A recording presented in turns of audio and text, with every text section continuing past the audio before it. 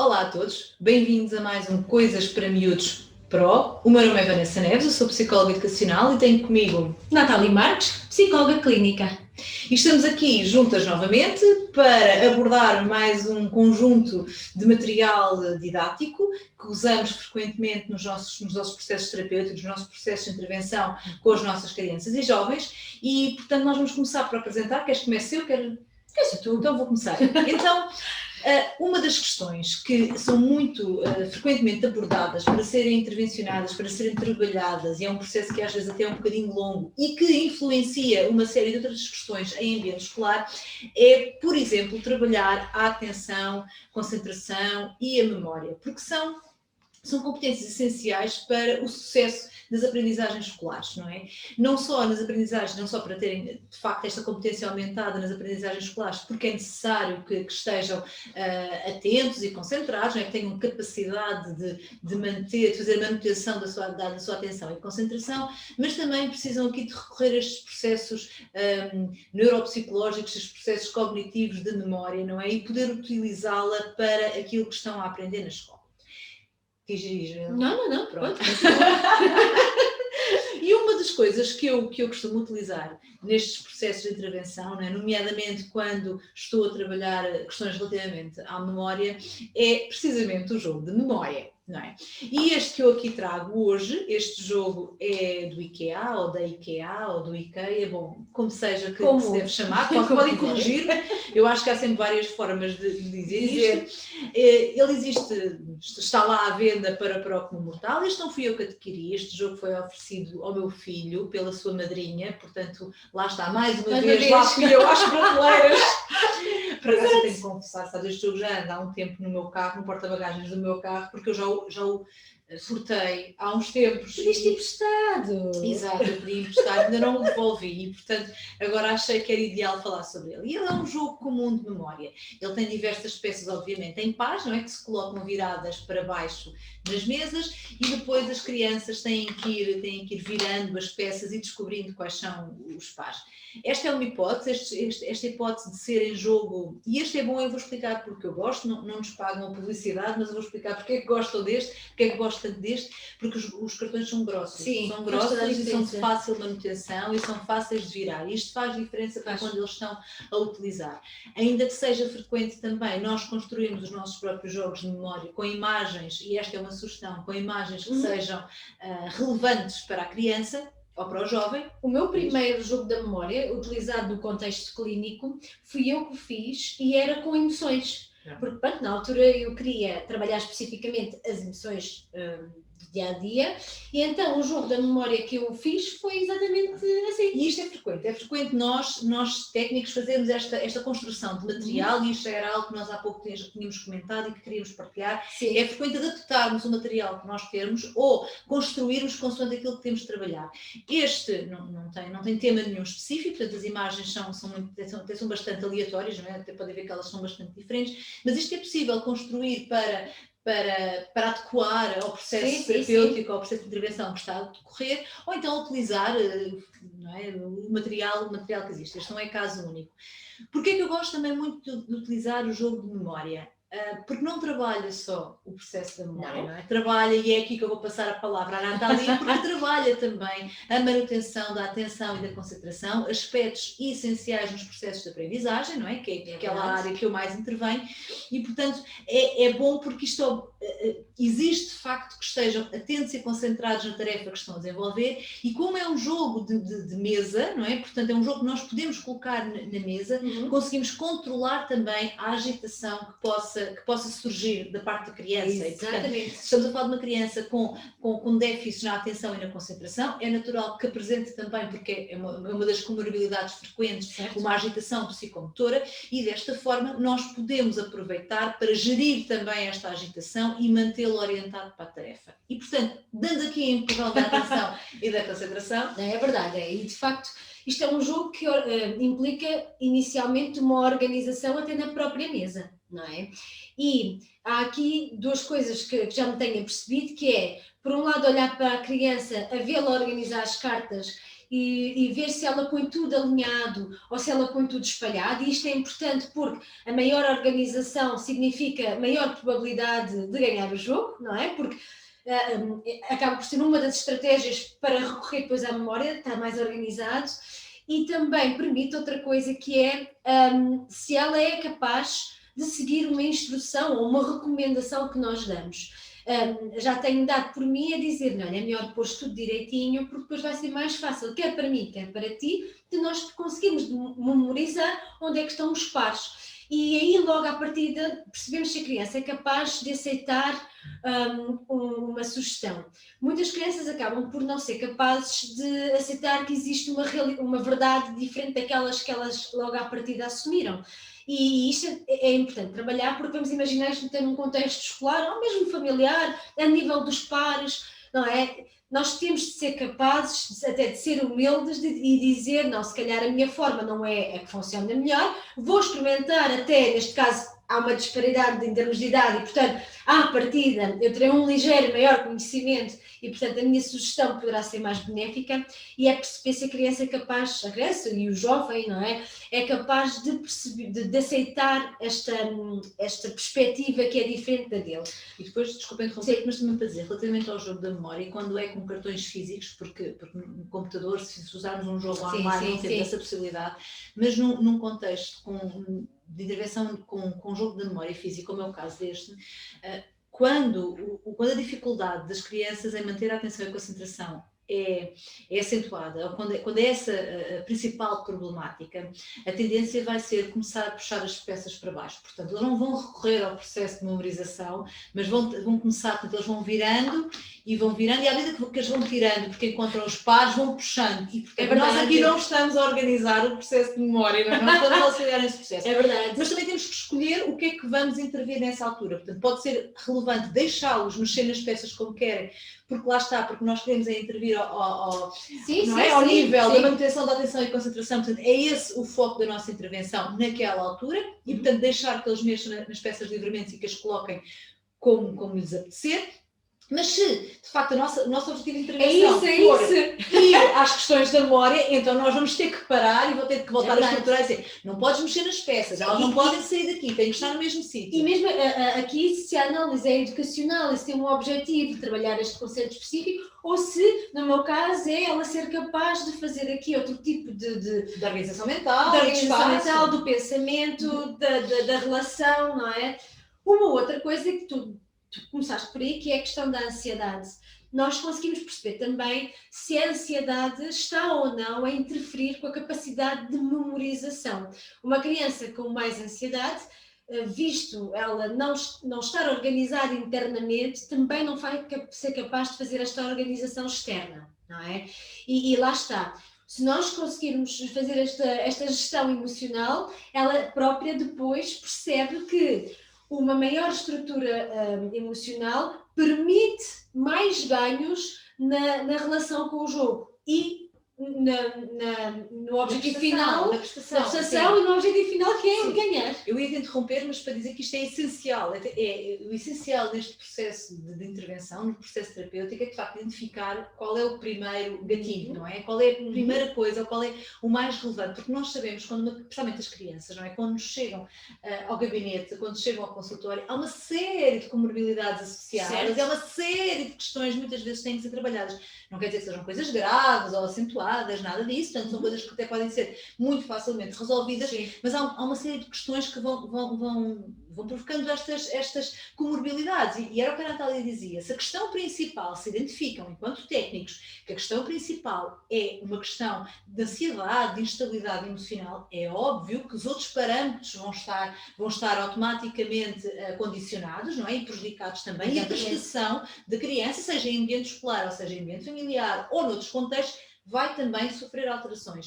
No entanto, também pode acontecer, e também acontece o contrário, nós já conversámos sobre isso também, não é? As questões de uma criança que tem dificuldade na manutenção da atenção e concentração, começar a demonstrar e a revelar ansiedade, não é? Índice de ansiedade e de instabilidade emocional, que o vão continuar a prejudicar. E, portanto, temos aqui que saber identificar qual é o ponto que vamos pegar para depois, e qual é aquele que é prioritário para intervir, que é para depois seguir os restantes caminhos.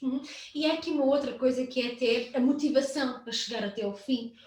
Qual é o nível de persistência para alcançar o objetivo final? De que forma é que ela lida com o facto de ter menos pares do que o técnico? Tudo isto são fatores importantes. Se estivermos aqui a olhar para um quadro em que existem alguns indícios de alguma pressão, ou um humor mais deprimido, mais por aí, nós também conseguimos perceber com estes jogos que são tão simples e são do dia a dia. Se ela realmente não tem entusiasmo, se ela até fisicamente mostra que está a jogar por jogar, que nunca ganha, portanto ela tem aqui, mostra logo aqui algumas questões a nível da autoestima, da sua capacidade de ver, exatamente, a nível do investimento, a nível das suas próprias competências. A criança pode-nos logo dizer, pai, nunca ganho isto, portanto eu não quero jogar. Eu não consigo, não é? Eu nunca consigo, porque os meus colegas é que acabam sempre por ganhar, porque eles são mais espertos do que eu, e de facto não é isto que não é a realidade, simplesmente existem outras questões que têm que ser trabalhadas para lá atingir este fim, não é? Exatamente. E eu acho que a nível do jogo da memória é isto. Sim. E falando aqui ao nível da memória e da concentração, vou passar para ti o próximo, mas depois passamos para mim. Sim, depois passamos para ti, mas eu vou aproveitar para invejar, porque a Natália adquiriu este livro há pouco tempo. Ai, adoro! É verdade. E este é espetacular para trabalhar. Eu adquiri este há pouco tempo, mas já o utilizei numa versão até minha. Então aqui a olhar tenho o Wall-E Hollywood até em francês, porque inicialmente, e esta era a minha língua materna, portanto, inicialmente tínhamos este livro em francês e apercebi-me logo, eu sei que já falei de várias dificuldades que tive em criança, mas isto é muito interessante partilhar convosco, porque de facto isto levanta tudo, eu lembro-me de não gostar de todo do Wall-E, e hoje não, eu já acho muito mais interessante, e eu gosto de falar disto, até para partilhar como é realmente possível nós crescermos emocionalmente, trabalharmos emocionalmente aquelas que são as nossas coisas e depois perceber o prazer que um jogo tão simples como este, não é um jogo, um livro, mas no fundo é um jogo. Sim, mas é um livro que se transforma em jogo. Exatamente, não é? mas Sim. como depois, quando arrumamos as nossas coisas cá dentro, tudo se torna um prazer. Sim. Não é? E este livro, ou versões semelhantes, o Wall-E será o original, acho eu, não estou aqui a supor, mas... Olha, mas eles são originais de 87. Não, sim, mas agora existem mais tipos destes jogos, olha, porque lá está, porque mais uma vez nós temos que adaptar à população que temos. Exatamente. Eu já vi, aliás, até uma vez comprei para os meus filhos oferecerem a uma colega no aniversário, uma coisa muito semelhante a esta, mas com unicórnios. Que giro. Isto para as meninas é maravilhoso, Sim. não é? Há versões diferentes, Sim, não do Wall-E, mas de outros jogos deste tipo. A ideia é o conceito do livro em si, não é? Sim, E o que é que o livro... Uma próxima vez vou trazer desse género, até giro trazer esse também. Não, Sim, tu ofereces, nós oferecemos. mas eu tenho um que também é para mais pequeninos, acaba por ter mais cor, porque de facto é para mais pequenos, portanto vai ter que ter aqui outro nível, não é? Este é muito mais exigente, mas é trazer num próximo vídeo, mas de facto que é muito interessante para crianças mais pequenas, sim, mas que é do género deste, que é encontrar os... Exatamente. E o conceito é esse, não é? O conceito é, nesta imagem, encontrar o Wall-E. Portanto, alguns ele estará aqui, exato, eu não vou... Alguns, não vou esforçar muito, mas eu estou a dizer, não vou esforçar menos. Não vou esforçar muito, mas isto também é relevante para nós também nos sabemos colocar. Aliás, eu vou aproveitar para fazer este parênteses só para dizer. Testem sempre os jogos e percebam as potencialidades, mas percebam também qual é o nível de frustração que pode criar nas crianças. E já vamos falar disso. Pronto. E isso é com ela, mas é essencial, não é? Porque se queremos potencializar uma atividade, um jogo, um material, nós temos que ter consciência também onde é que as crianças podem frustrar e a determinada altura estão a voar livros e, bom, eu trabalho com educação que às vezes de facto voam as coisas, não é? Porque o nível de ansiedade que está só aqui já me tenho a voar algumas coisas. Nós temos que prever isto. Podemos correr esse risco, não é? Enquanto professora, eu vou correr esse risco porque é isto que eu quero trabalhar. Exatamente. Não é? Eu vou provocar a situação controlada em ambiente controlado. Mas temos que ter esta noção, não é? Mas voltando à questão principal do porquê de ser usado, ou de um dos motivos de ser usado, e aqui na sequência do jogo da memória, do facto de trabalharmos a atenção e a concentração, não há melhor de ir à procura, não é, de um objeto específico, ou de um boneco específico, ou seja, ou do que seja. Com cores diferentes, com tamanhos diferentes, não é? E com importâncias diferentes. No sentido em que o Wall-E é o principal, mas existem outras personagens. E agora, vou rapidamente, antes de passar a palavra à Nathalie, porque eu acho que não é necessário dizer muito mais sobre a questão da atenção e concentração relativamente ao uso do Wall-E, mas passando, mais uma vez, passando a publicidade que não nos é paga, mas acho que é importante, se usarem estes livros em particular do Wall-E e se sentirem que a criança de alguma forma não está a colaborar ou querem introduzir de uma forma mais lúdica, existe uma série de desenhos animados neste momento a passar na televisão que é mesmo sobre o Wall-E. E eu não sei qual é o canal, mas esse é para um Disney Kids ou uma coisa dessas. Nos canais de conectos, nunca não sei qual é. Mas vou ver e depois a gente pode escrever na descrição. Não sei, mas eu vou ver também e depois nós até escrevemos, se calhar, na descrição qual é. Porquê? Porque podem passar este trabalho de casa, entre aspas, para casa, não é? Para os pais, para a família e para o miúdo. Olha, vê esta série, qual é o miúdo que vai dizer que não quer ver bonecos? Qual é o pai que não vai colaborar, não é? Porque se somos nós que estamos a sugerir. Porque eles também têm partes dos episódios em que aparece uma imagem parada e eles têm de descobrir. Eles têm de descobrir, têm que ir ver qual é o boneco. E isto é uma forma também de fazer uma introdução, não é? Mais simples e mais dinâmica, e também de envolver aqui a criança, porque tem a sua própria tarefa, de fazer em casa, em algo que ela certamente gostará, e a família também. E de facto há aqui uma outra coisa que eu até foi muito recente, com esta coisa de estarmos cada vez mais a fazer sessões online, apercebi-me da potencialidade do Wall-E para a sessão online. Porquê? Porque eu consigo mandar o link de uma imagem e, portanto, estamos em conjunto à procura. E isto até foi muito espontâneo, porque de repente tive que arranjar ali uma alternativa para a sessão e funcionou de forma brilhante. A questão até era uma das crianças tem muita dificuldade ao nível da persistência com os trabalhos de casa. E a forma como ele não foi persistente, ou não queria ser persistente, a fazer o Wall-E, permitiu-me também perceber que mecanismos é que ele adotava até perante a tarefa difícil, na ótica dele, de fazer os trabalhos de casa. E vejam esta ponte. Portanto, estamos a falar de um jogo que tem a sua complexidade, mas também tem a sua simplicidade, mas eu consegui fazer uma leitura desta situação para a forma como ele reage, para a forma como ele até se adapta ou não às tarefas do dia-a-dia e que são de extrema importância, como os trabalhos de casa, não é? Pronto. De facto, o Wall-E, existe também aqui o quê? Esta concentração, olha, vejam que isto é extremamente complexo, faz com que nós também consigamos perceber se, estão motivados, 2, mais uma vez, se são ou não persistentes e até na forma como nós fazemos o incentivo para continuar, de que forma é que lidam com isto. E podemos depois utilizar as questões do reforço positivo, claro. Não é? Portanto, se ela, imagina isto, ela disse-me que não queria e eu faço então a sugestão de continuar. Ela então persiste e até consegue. E então, a partir daqui, temos como motivá-la. E vemos ou não como é que ela continua. E depois lá está. Podemos usar o reforço positivo dizendo, tu conseguiste este, vais conseguir todos os outros. E quando eles alcançam a vitória, nós podemos fazer o reforço desse sentimento que foi obtido no momento, em que dizemos, consegues perceber o quão bom foi alcançar este objetivo. Claro que depois temos que adaptar a nossa linguagem de criança para criança, mas isto é possível, não é?